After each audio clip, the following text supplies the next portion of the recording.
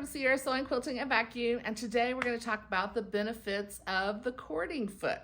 Actually, there's a couple different styles of cording feet that I like. This is for the FAF, but they're available for most different brands of machines. So this actually is called a braiding foot, and it's got, I call it a little piggy tail up here, that you just put your cording through the hole and then down through the hole right in front of the needle, so that as you sew it, it's going to pull it right there. You can either do just a straight stitch on top or some kind of a decorative stitch to hold it down. Super fun. I'll show you some examples of that here in a minute. The next one that I love, this is a 3-hole cording foot, and this one actually comes with its own little needle threader. So I can put that in there. I just put my yarn or whatever cord that I want to use through there and pull that. So on this one, it's kind of versatile, so I can use all 3 holes. I can just do the 2 on the sides or just the one in the middle. I can do different colors, so all kinds of variations on that. This is what it looks like when it's all threaded up, and you can see as you sew, it keeps them perfectly lined up. So as I go across that, and this one I would want to use a wider stitch, a zigzag, or some kind of a decorative stitch to hold that down. It's going to pull those exactly through and keep those perfectly in line. And I'll show you how that works here in just a second as well.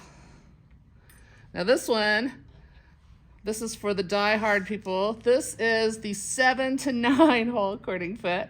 So actually there are 9 holes in there, and again, you don't have to thread them all. It just keeps them lined up for what you want. So if I just want the first 2, perfect, but it's for a finer thread like embroidery floss or pearl cotton.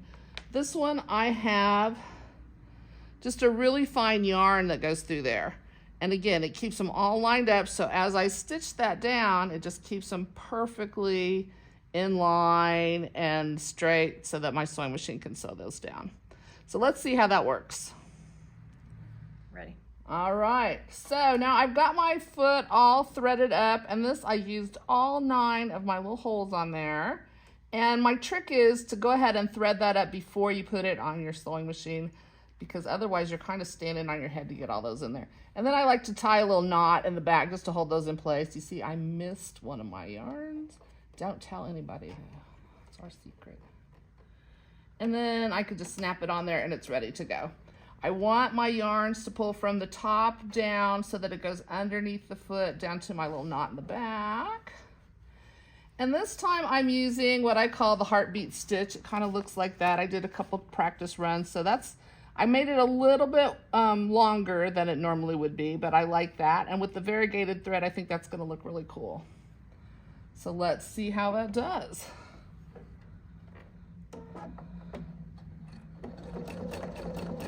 And you can see how it's pulling those yarns through there just perfectly.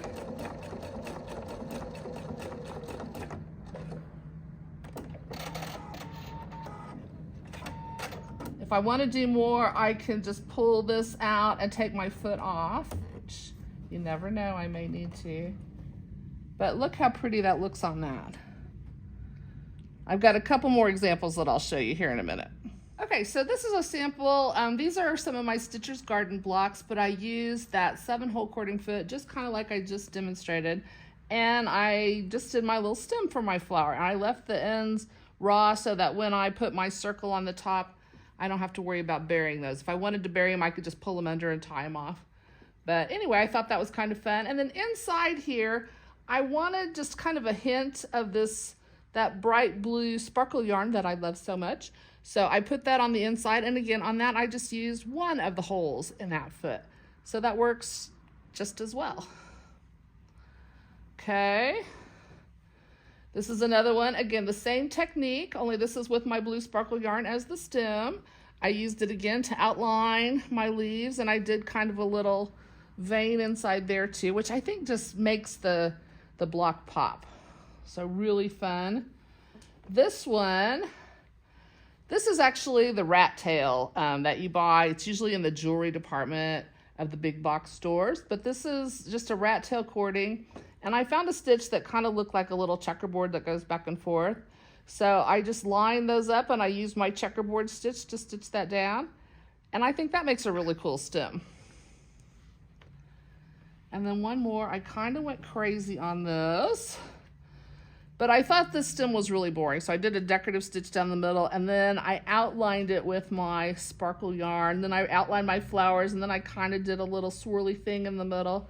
But all that, again, with my same cording foot. So it keeps the yarn lined up. I don't have to play with it or manipulate it. I just sew on the line, and it puts it where I want.